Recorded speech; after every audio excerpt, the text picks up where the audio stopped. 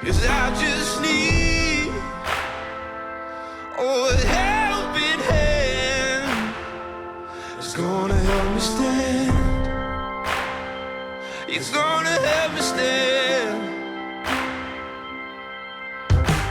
Once a rural community known for its agriculture, waterfowl hunting, fishing, and maritime-based economies, the Outer Banks of Currituck, North Carolina has become a popular, family-friendly beach destination.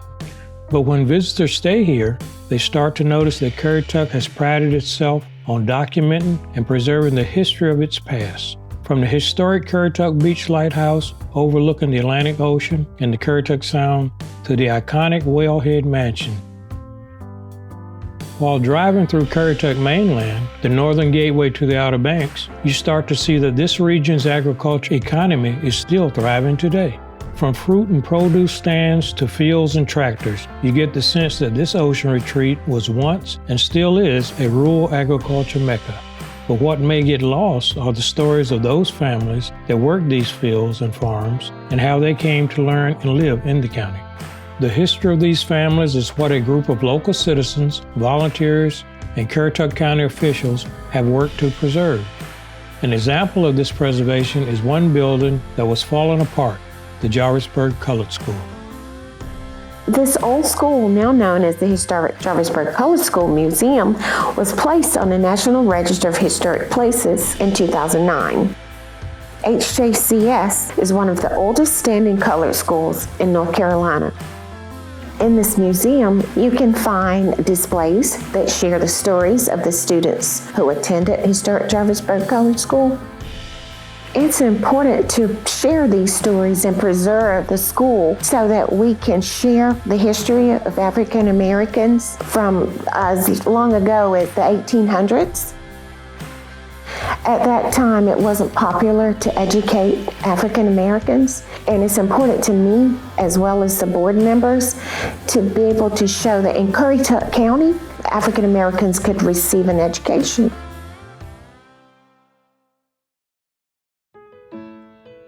Some of the previous students, Alice Lindsay, Norma Williams, and Ruth Dillard, decided they wanted to restore the school, so they met with Peggy Burkmeyer, who at the time worked for the North Carolina Community Foundation. As I worked and continued to work in Currituck County and the other counties in northeastern North Carolina, I became aware of a lot of histories not yet told from lots of different segments of the communities, but primarily from African American communities. I thought that was important when doing historic work in a county, that you learn about and you save and restore and tell the stories for all of the people, the history, the culture, the education. I give a lot of credit to the work Alice Lindsay has already done, she and her committee, in pulling together the history. She had a committee that did research and history on every single African American school. She also had hired a researcher to go through all of the Currituck County School Board records dating back to 1885, when the school boards were established during Reconstruction period after the Civil War. And all of those minutes have been saved and culled out, if you will, as they focused on the African American schools. North Carolina Historic Preservation, they had a board, and in the 70s, 80s, they were very interested in helping every county assess its most significant historic buildings. Currituck had done this, and this building was already identified going way back to those early documents and early time frame as being an extremely historic building for Currituck County and for the history of the African American people in this county. The HJCS Association raised funds to restore the building and collected the historical documents and artifacts displayed today in the museum. The association formed a partnership in 2010 with Currituck County to maintain and preserve this historic building and share the history and legacy of Currituck's African American community from 1868 through the 1960s. As people in Currituck, including our commissioners and chamber representatives and others, heard about the story and the historic significance behind this building, it became, well, we have to tell this story. This is really important to our history and to our people. Existing records indicated that the Jarvisburg School was opened in 1868 in Powell's Point, North Carolina, with the original deeded gift from an educated African-American farmer, William Hunt, who was a free African-American. To have this first deeded gift of land, 1868, 4 years after the end of the Civil War, owned and deeded by an educated African-American farmer here in Currituck, is remarkable. He had the vision and the knowledge how important education would be and was to his children and to other African-American children. He was a father, and he had children who attended this school. The idea of getting an education in African-American community was freedom, because if you don't have an education, how can you get a job? Nobody wants to work in some rich white person's house for the rest of their lives. Many of us saw that happen with our parents, our grandparents. They had to leave home, and the children, when they get home from school, usually they weren't there. So everybody wanted something better for themselves than what they grew up with and saw in their community. The school was moved to its present site during the 1890s, with its last expansion in 1911, and faced with an aging building in need of urgent repair. Local church and civic leaders, county commissioners, and state officials developed plans and started designated funds in 1998 to restore the historic school. The nonprofit had been for several years raising funds on their own, attempting to restore the Jarvisburg Colored School. And as this public dialogue played out about exploring our culture and our heritage and trying to elevate that, we were approached by Miss Lindsay, who came and asked if the county would be a partner in the project. And so the timing was just right for public funding to go into helping with the nonprofit. And so it started out as just a generous contributions to the nonprofit, and it continued to grow as we became more involved and more aware of the project and the vision that the nonprofit and its board of directors had. We had a lot of citizen support for this project as we started talking about it and people started seeing the red thermometer out there. We started getting phone calls, and people from this end of the county and people from outside the county were asking about it. When the newspaper would write an article, it would generate interest. And it is a part of the history of Currituck County, and it's a pretty amazing history that this building was built. It's not a Rosenwald school. It is a unique school for the African-American community, and we just thought the uniqueness of it countywide, it was important to make sure that this history was preserved. Architect Joe Freeman, principal at RRMM Architects, guided the restoration process, assembling and reusing original materials like the pieces of a giant jigsaw puzzle. It was not in very good shape. It was in danger of collapsing, and it probably wouldn't have taken a very big windstorm to do it. We were pulling the building back together again. It was in very bad repair. Water leaks, sagging structure, and so we tasked the contractor, Progressive Contracting, with pulling the building straight, replacing materials that were deteriorated with materials that were not original to the building, but the same kind and species of wood, for instance, and that sort of thing, which we felt was very important to restore the integrity of the building. One of the more unique aspects of this building was the use of extensive use of cypress. Cypress is very common in the eastern part of North Carolina and Virginia, and it is a very durable wood. It does not rot, and it was testimony to the longevity of the building that it lasted as long as it did, with some deterioration, but it started to just, after 100 years, it started to get in pretty bad shape. One thing that we did do when we took the interior clapboard siding off, When we replaced or sistered a stud, we put a tag on it, a metal tag, that indicated that this was not original fabric to the building, so that people, sometime in the future, will know that this was part of the restoration effort that we had to do to save this building. Today, the museum showcases an elementary-aged classroom that would often combine several grades of children. It also includes historical information regarding all of the African American schools in Currituck County from 1868 through the 1950s. Most importantly, the museum features stories from those who funded the schools and former students who went to one or more of these schools. Ruth Dillard, former student at Jarvisburg Colored School.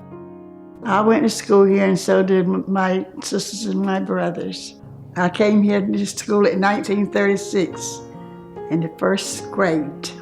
It was 2.5 miles, and I walked to school morning and evening going back home. Norma Case Williams was my older sister. Well, Norma started school here. She had a long walk to school through the woods, and it wasn't necessarily all the time accompanied by somebody. Fortunately back then we're not faced with the threats, that we're faced with now. And you had a better situation back then because, as I said before, everybody looked out for each other. Nobody turned ahead when somebody was in need. It took everybody to make it. John Sykes, former student at Jarvisburg Colored School and a farmer for 70-some-odd years. See, we didn't have any transportation for black children during that time. We had transportation for white children, not blacks. Mr. Ellis Ferber was the first black school bus driver in Currituck County.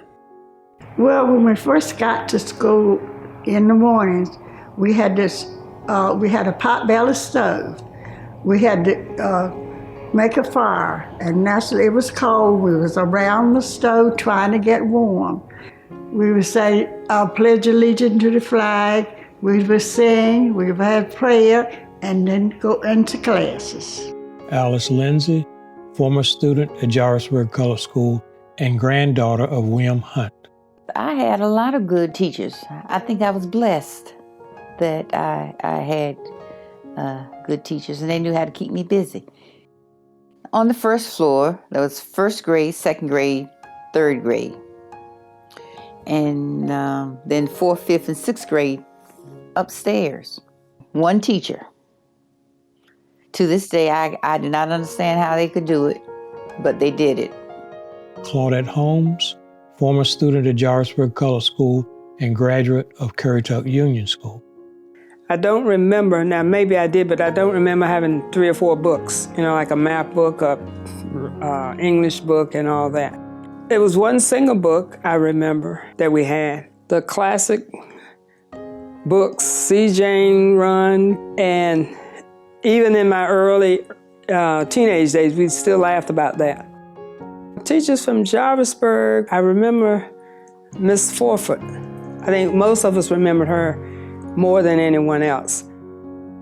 My grandmother was a cook here at the school. She was a cook that was hired by the WPA. At that time, the WPA was a workforce for people that needed jobs after the war. She made lunches mainly here at the school, and the lunches consisted of navy beans, greens, collards, vegetable, and sometimes sandwiches. It depended on, I guess, what they had at the time. Playtime was after lunch. My favorite game was hopscotch. And then before we left school each day, we had to get up the coal or the wood, and leave it here so we start a fire the next morning. School let out at 3 o'clock. I had to walk back home. Not only did school-aged African American students go to Jarvisburg Colored School, but also attended other schools and townships throughout the county. These include the Gregory Colored School, the Moyoc Colored School, and the Cornjock Colored School, all of which were started in 1890. Each of these schools became part of the Rosenwald school movement, named after Julius Rosenwald. Mr. Rosenwald was the noted white business owner of Sears Roebuck and Company, who funded in large part the construction of thousands of schools across the South for African American children. His contributions, along with matching funds from the African American community, was responsible for the building of several schools in this county from the 1920s to 1930s. We tell another story through these museums, and that is the influence and the dynamics involved with the gifts from Julius Rosenwald that helped to build other schools for this African American community. And that also is a very special story that impacts a standing school here today and some that are not here. And so that whole story of how did these schools come about by one of the most influential business leaders of the time throughout the South is an amazing story, and we're very happy to share that as part of the stories here in the museum. The significance for this building, if we think about the timeline, is this gift, this first building, predated anything that Mr. Rosenwald did for later on. It was another 40 years before those gifts from Mr. Rosenwald came in to benefit other communities here in the South. Since 1931, high school grades were taught at the Currituck County Training School. In 1950, all of the colored schools, including the high school, were consolidated into the one school now known as the Currituck Union School. Currituck Union was the one and only colored school in Currituck County from 1951 to 1966 and included all grades from 1st through 12th prior to school integration in 1966. I believe the Currituck Union School came about because it was more children going to school. We outgrew the schools that were, one teacher teaching 2 classes. We outgrew that. Well, when the schools closed down and we all went to the Currituck Union where all the classes were combined, it was exciting to me because I got to ride the school bus. And you got to see places that you wouldn't see as often because everybody didn't have cars. At Currituck Union, we had reading, writing, and arithmetic. We had all this basic science classes in high school and math classes. We had general business class. Also, we had social studies. I remember in the 1st grade, Miss Brown was my teacher, and she was really specific about how you wrote. You had to do it correctly. And she would come along, I think half of the morning, she would be hitting my hand with that ruler because I was not writing correctly. And we called it home economics, and I had a great time in that because that's where you learn to cook, you learn to sew. In the 10th grade, I made all my clothes. That made me have a lot of different things from the other girls. And I was the envy of a lot of girls because they thought I had a lot of clothes. But what I did, I remade my clothes. If I hadn't went to school and got my home economics training under Miss White, then I wouldn't have known how to do that. School and church became the focal points of social activities in these closely knit African American communities. Schools and churches were the focus that we had in my era going to school and in the community. Every time we go to school, went to school, and we knew when it was time to go to church, there wasn't no question. We had to go to church. Religion was always important because when we had nothing else, at least we had our own God. And I remember that when they would have funerals and some of the white neighbors would pass, I remember my mother wouldn't let me go to the funerals, and it took me a while to figure that out. That was because if you went to the funeral, you had to sit in the back of the church. And it was bad enough sitting in the back of the bus. But my mother said my daughter would not go and sit in the back of a church just because people are white. And we all serving the same God. I never forgot that. That was important to me. Even today, when I go to church, I don't like sitting in the back of the church. I go to the front.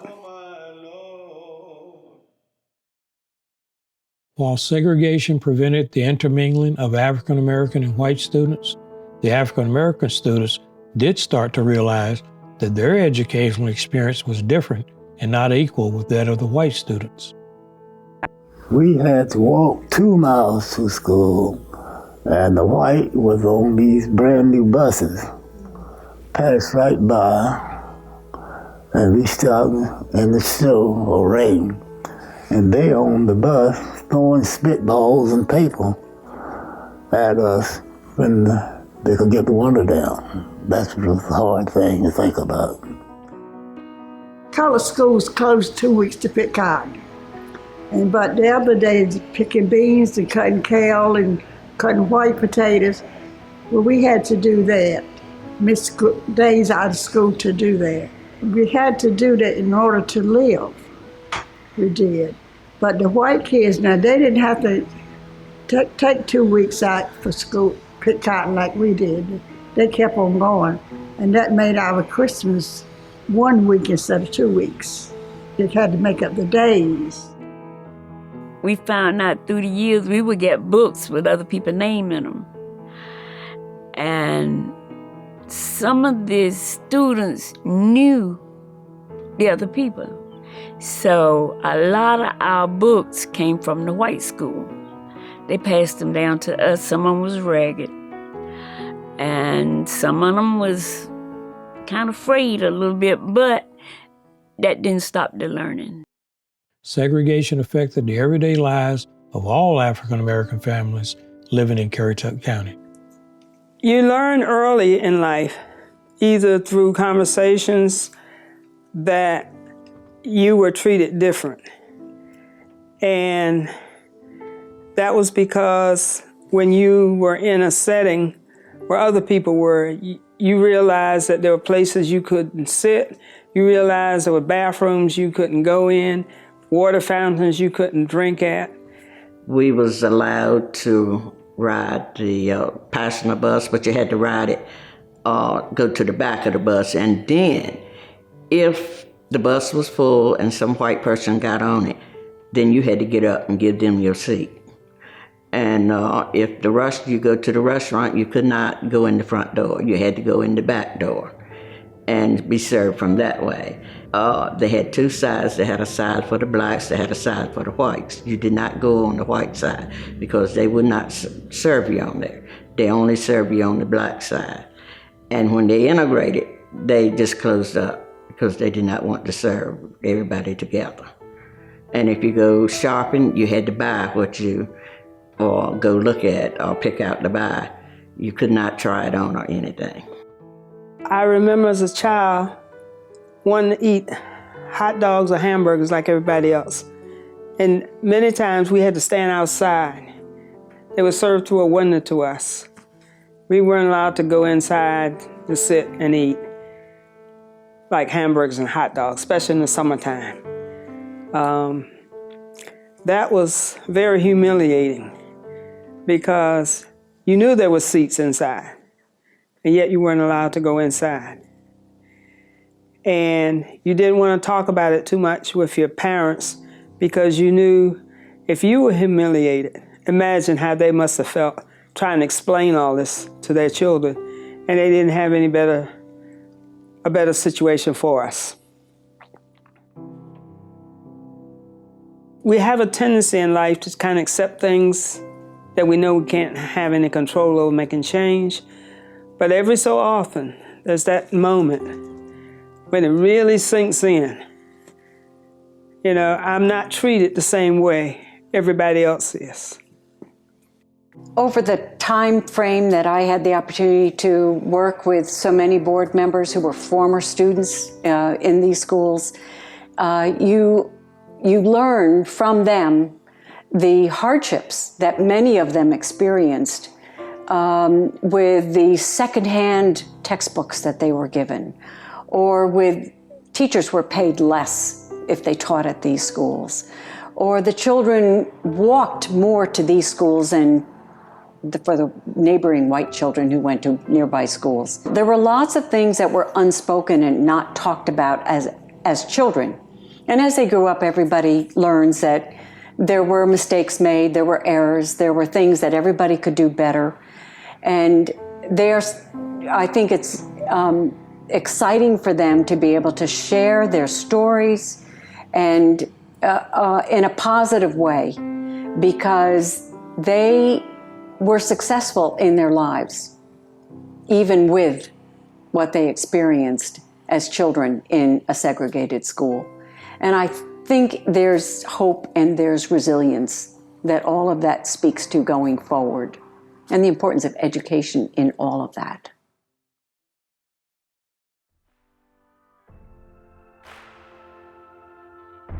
In 1966, the School Board of Currituck County approved the Freedom of Choice School Plan, following the 1964 Civil Rights Act, which ended segregation in public places on the basis of race, color, religion, sex, or national origin. By the 1971-72 school year, North Carolina finally had met the requirements of the Supreme Court's ruling. We've had lots of visitors to this museum, former students, people from the community, people who've heard about Rosenwald schools. Everybody can learn from coming to this museum. It shares not only the stories of education from a time long gone, but especially the education of African American children during a very difficult time period in our country.